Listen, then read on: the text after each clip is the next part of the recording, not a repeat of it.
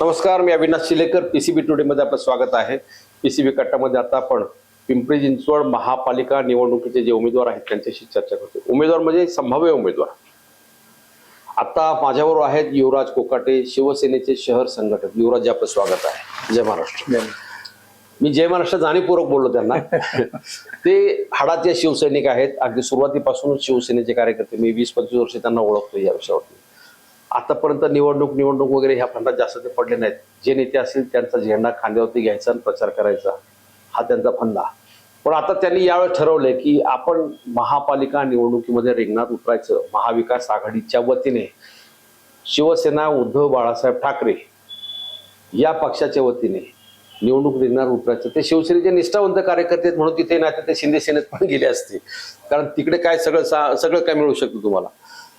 ते स्वतः कोदळवाडी परिसर जो आहे तिथे प्रभाग क्रमांक 11 हा जो प्रभाग आहे या प्रभागातून ते इच्छुक आहेत. मला सांगा युवराज, तुम्ही निवडणूक लढवायची म्हणताय, पण शिवसेनेची ताकद आहे कोण शहरामध्ये? ताकद आहे ना. कसं आहे माहितीये का, ह्यातले जे पदाधिकारी गेले असतील शिवसैनिक आणि मतदार तो जागेवर आहे. गेल्यात कोण? ज्याचं गबाळ वाचवण्याचं, ज्याच्यावर भ्रष्टाचाराचा आरोप आहे, त्यांची प्रॉपर्टी कमवली, माझं कॉन्ट्रॅक्ट जाईल, ते तसे लोक गेलेत. मतदार हल्ल्याला नाही. मतदार हा जागेवरच आहे. मला सांगायचं शिवसेनेची ताकद आहे म्हणता तुम्ही, पण प्रत्यक्षात दिसत काहीच नाही. कारण अर्ध्या अधिक शिवसेना तुमची शिंदेच्या शिवसेनेत गेली, काही राष्ट्रवादीमध्ये, काही भाजपमध्ये. मग ठाकरेंची सेना पिंपरी चिंचवडमध्ये राहिली किती? आकुर्डीच्या कार्यालय इतकी राहिली का? शिवसेना ह्या जागेवरच आहे. त्यातले काही नेते जे आहेत ते आपल्या खुर्च्या वाटवण्यासाठी, प्रॉपर्टी वाचवण्यासाठी गेलेले. मतदार आणि पदाधिकारी सर्व शिवसैनिक जागेवरच आहेत या ठिकाणी आतापर्यंत. अच्छा, मग तो निवडणूक लढवायची आत्ताच का डोक्यात आलं? यापूर्वी का नाही? काय होतं की निवडणूक लढवणं म्हणजे तोंडाचा माप नाही. परत त्याला सगळा पैसा, मान, धन सगळं लागतं आणि आपल्याकडे आजपर्यंत नव्हतं. आज आपण सगळं मतदारसंघामध्ये गेल्या 30 वर्ष आपण त्या लोकसभा मतदारसंघामध्ये काम करतोय. जनतेचे प्रश्न सोडवल्यात त्या ठिकाणी. कोणाचे आंदोलन, मोर्चे असू द्या, उपोषण असू द्या, झोपडपट्टी भागासाठी, पक्षाचं कुठलं एखादं आंदोलन असेल तर सगळ्यात पुढाकार माझा असायचा. ज्या ठिकाणी लोक जास्त लागतील त्यावेळेस कोकाटांना फोन यायचा. आणि माझ्याकडे लोकसंख्या जास्त आहे आणि आपण म्हणजे जमिनीवर चालणारा कार्यकर्ता आहे. त्या ठिकाणी कोणाच्या सुखादुखामध्ये, लग्न कार्य, मैत, ह्याला मी कंटिन्यू म्हणजे वाहून घेतलेलं आहे आजपर्यंत ह्या ठिकाणी.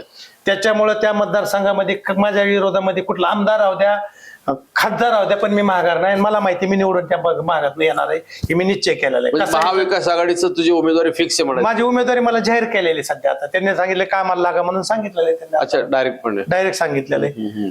आणि इथे ह्याचं कसं काय साधारण इथे राजकीय समीकरण कशी आहेत?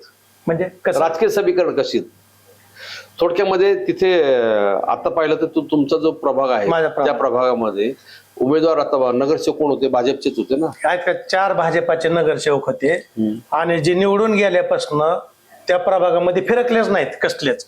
आणि मी ज्यावेळेस म्हणजे नगरसेवक पदावर असताना मी बॅनर लावले होते वार्डमध्ये की भाजपाचे नगरसेवक दाखवा आणि 1000 रुपये मिळवा. आज पण बॅनर आहेत आणि सगळ्याला माहिती. आणि त्याच्यानंतर 15 ऑगस्ट का काहीतरी होतं तर ते शाळेमध्ये कधीतरी मतदान झेंडावंदन करायला यायचे.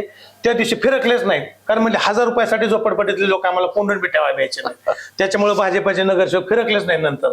तर म्हणजे त्या लोकांनी 8-9 वर्ष झालं ते नगरसेवक पाहिलेले नाहीत आतापर्यंत. अरे बाप, म्हणजे लोक नगरसेवक विसरले. निवडून गेल्यापासून फक्त पैसे द्यायचे, वाटायचे, दारू पाजायची, निवडून यायचं, काम मात्र काय करायचं नाही.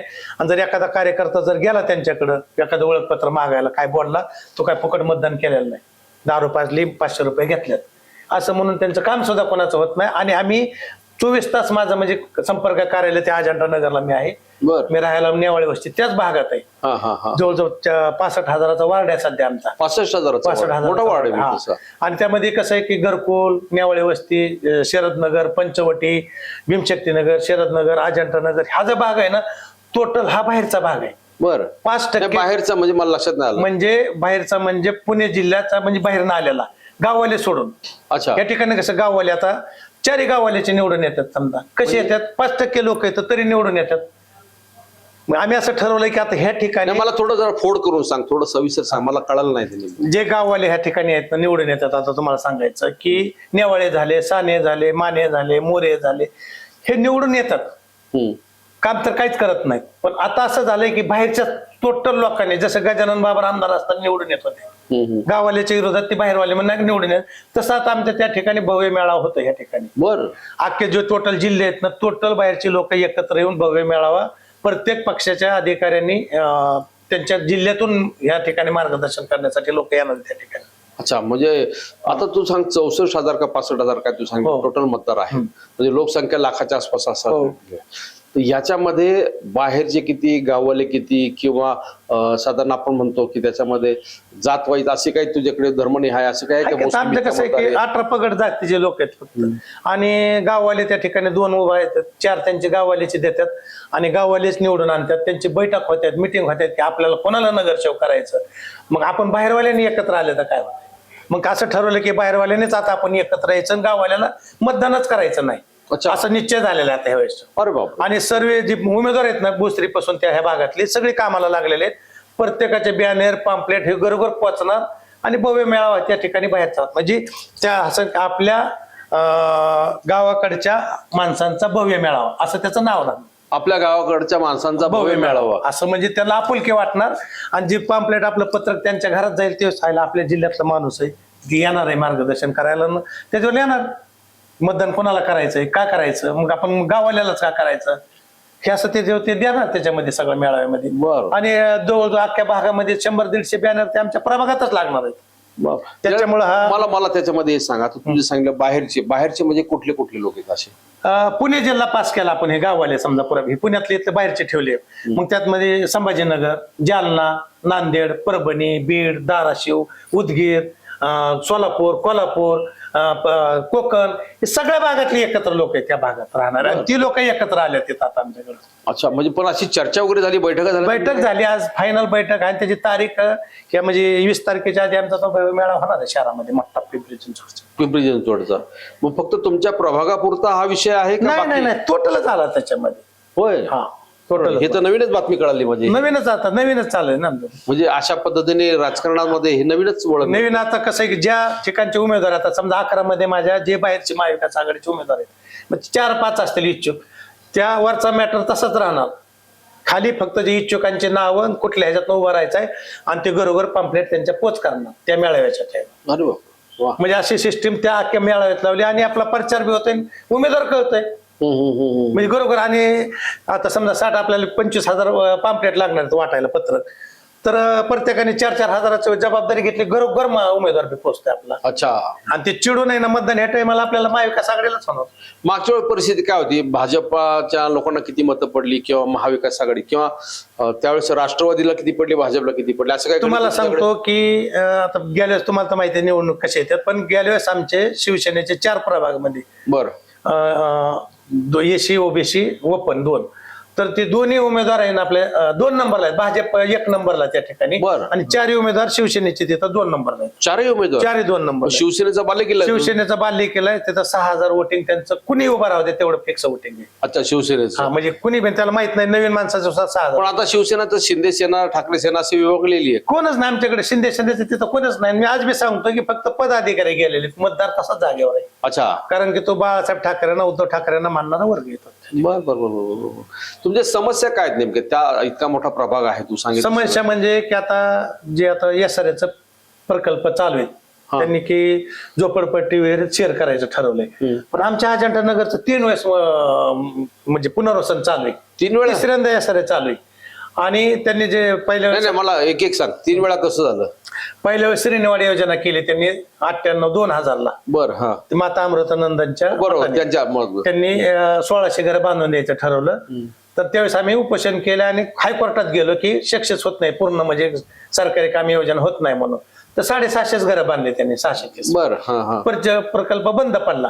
त्याच्यानंतर जवाहरलाल नेहरूच्या माध्यमातून पुन्हा त्यांनी 7 बिल्डिंग बांधल्या. बरं, त्याच्यानंतर पुन्हा ते अजून बंद पडले, तिथे राहिलेले लोक तसेच राहिले. अच्छा, त्या इमारतीमध्ये लोक गेले त्यात गेले, ह्यात गेले, पण राहिलेली तसेच. आणि मी आता उपोषणाला बसलो गेल्या वर्षी, आणि त्यानंतर अपील केले मी.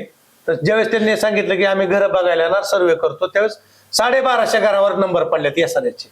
अच्छा, 1250 परत आता 1250 घरावर नंबर पडले. आणि त्या लोकांचं भविष्य आज म्हणजे बिल्डिंग मध्ये आहे.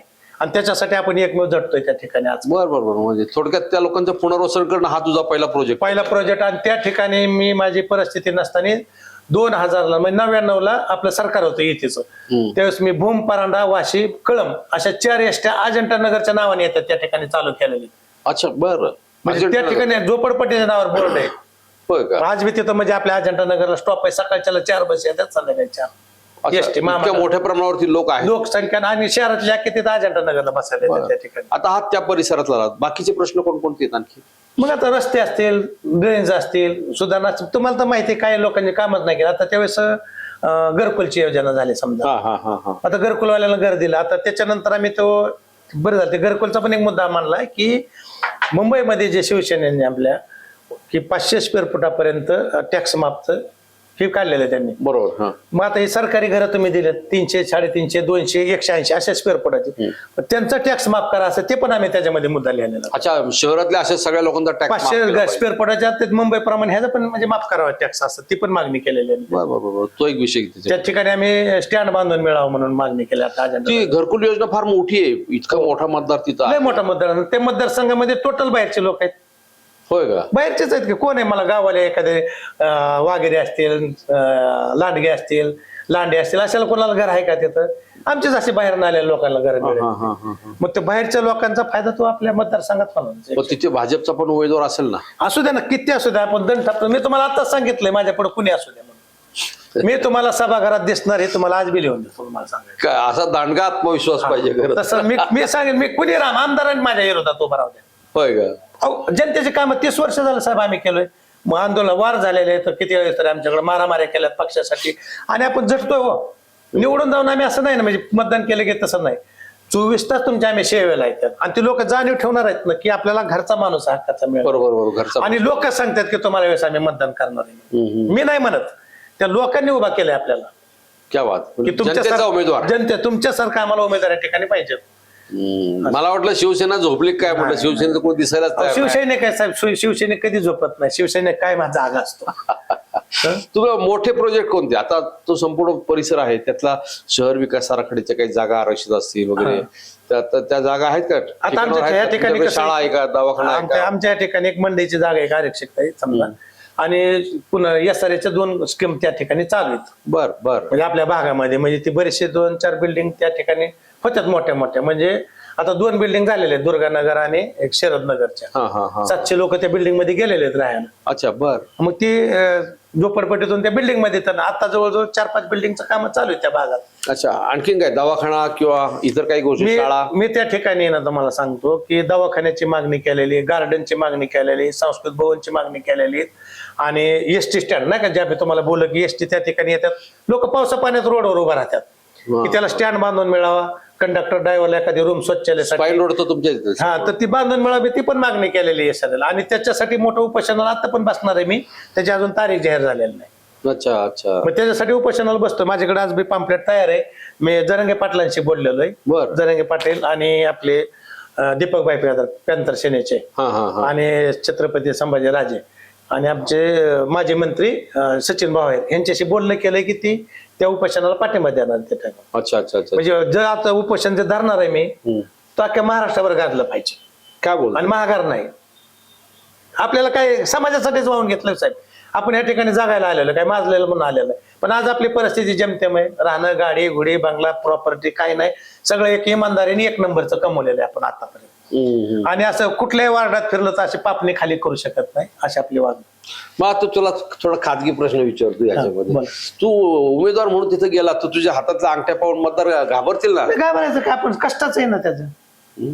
कष्टाचं आपण का कुणाचं. मी तुमच्याकडे जर समजा आलोयच, तुम्हाला मी फसवलेलं नाही कधी, तुम्हाला खोटं बोललेलं, तुम्हाला वाईट वाटायचं संबंधच येणार नाही.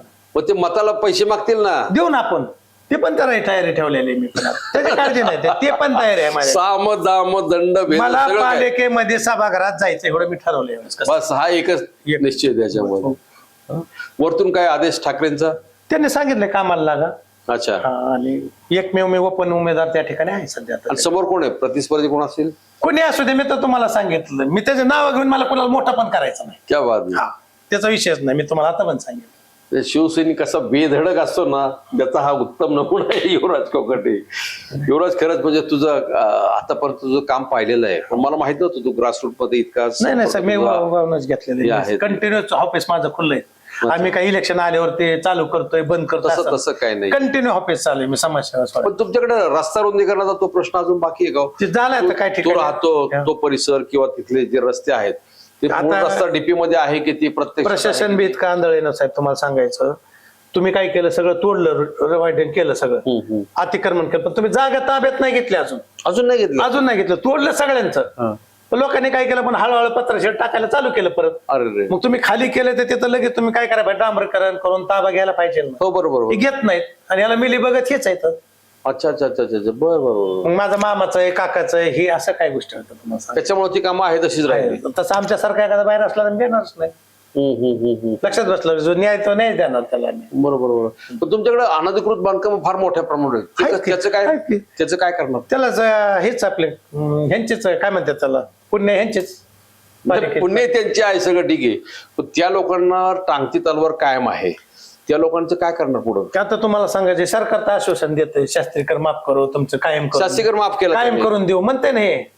फक्त म्हणतात, अजून कागदावरच आहे ना, अंमलात आणलं नाही. नाही, तू काय करणार? उद्या समजा तू नगरसेवक झाला, तू त्यासाठी काय साहेब, मी आहे ना माझा वार्ड डिजिटल करायचं ठरवलं, एवढं मात्र. डिजिटल? हा. कशा पद्धतीने? मी ठरलंय माझे काय काम असतील ते मी आपण ठेवले, त्याला भांडणार सभागृह कायम, पण त्याच्यात म्हणजे तेच कामात राहणार. मला आता ते कमिशन यायचंय, म्हणजे ते तेवढं दिलं पाहिजे तरी काम कर, त्याची वाट बघायची असं नाही. मग आता मी जरा- डायरेक्ट समोर माणूस आणि समोर काम आणि डायरेक्ट फोन.